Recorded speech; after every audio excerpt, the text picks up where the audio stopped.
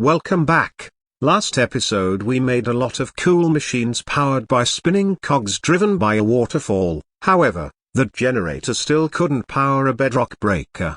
To make more power, we can move on to the next manual, the reactorcraft handbook. This mod adds a lot of stuff, and we shall start from the fuel cores. To do that, we need some indium cadmium silver alloy, so we quickly process these ores. Once we have the raw ingots, we start heating up our blast furnace to do the alloy. And then we realize that our friction heater powered by waterfalls can't reach a high enough temperature. So we transfer the power to our jet fuel production setup and stock up some of it. Once we have enough, we can use it to power some micro turbines that will heat up a blast furnace to higher temperatures. But still not high enough for our needs. And thus, we are forced into quickly crafting a normal size gas turbine. Now, as you can see, that would be more than enough to drive a bedrock breaker. However, this turbine eats a lot of fuel and the bedrock breaking process takes some time. As the turbine speeds up, even the gears get so hot that we have sight issues. But we finally managed to obtain the required alloy, which we use for our fuel cores. Now, to get proper fuel we would need an isotope centrifuge, but that is made out of bedrock stuff. So we opt for the triso fuel, which can be made with raw uranium. Now we can start dropping our reactor cores and fill them with fuel. However, even after filling 4 of these with triso, the temperature still doesn't rise. So, we grab them back and move to the next plan. We upgrade the cores to pebble bed cores. These are parts of the HTGR reactor which also needs a CO2 heat exchanger. To get the CO2, we can put a gas collector over a furnace that is burning some carbon-based fuel and fill some tanks with it. Once we have enough, we can collect it and move to testing out our reactor components.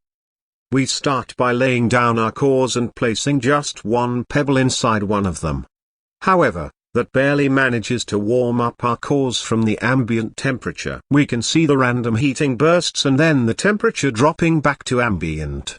Now that we verified how that thing works, we can feed the other cores, but, to get a decent temperature, we should add some more.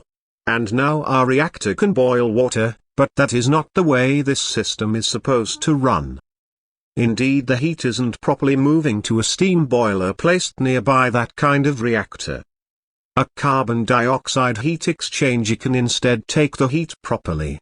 But, while we are getting some heat, that is not enough to move a carbon dioxide loop. We can make that work better by adding some insulation to the core.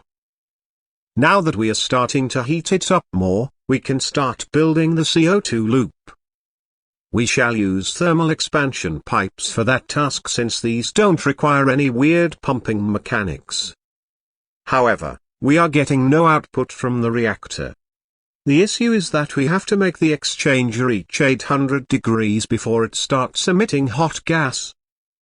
After a long wait, we managed to get there, but that configuration is too slow.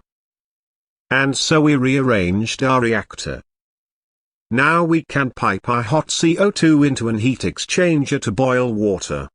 But that heat exchanger needs some rotational power to move around the fluids, so we shall have a small motor set up beneath.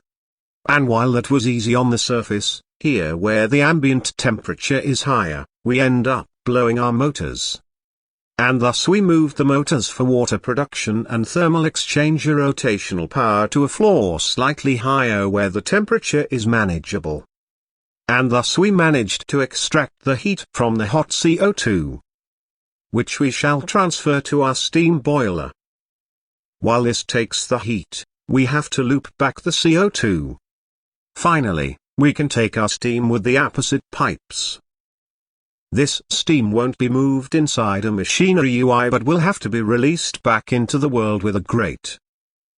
And releasing it like that in this place was not a good idea. Now, to get rid of it, we can dig a chimney and let it free to go to the sky.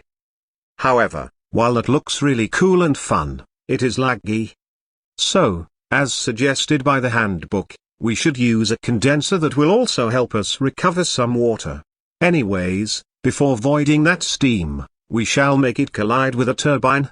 So it is time to use half of our stocked up steel to make a turbine. But a single turbine looks kinda of lame. So we shall use the other half of our steel to make a second segment. Now, while that looks better than the single one, it is still lame compared to the full size, 5 segments complete turbine, but we got to make that be enough. All we have left to do is to release some steam beneath it and look at it go. Now, before using that power, we have to do some issue fixing, such as refueling our reactor. Finding out why our heat exchanger doesn't work. Going head deep into steamy hot situations to clean up the steam that putted out the fire that kept our engines spinning. Until we finally managed to make everything work again and spin up our turbine. For a few seconds, then we run out of water. And even 2 upgraded aqueous accumulator couldn't keep up with it. We could retrieve water using a condenser and a pressurizer, but we are already making enough power for powering a bedrock breaker.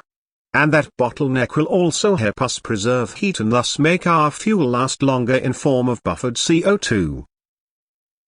Anyways, now that our turbine is running steady and at a power level high enough for a bedrock breaker, we can start digging some bedrock. This is a slow process that will take about 4 minutes for each block. And will yield 2 dusts, half of the required for a bedrockium alloy ingot. While we wait, we can try to see if we can power a second turbine with the gas coming out of the chimney, but it looks like it won't work. Going back to our bedrock breaker, we now have enough bedrock dust to make 1 ingot,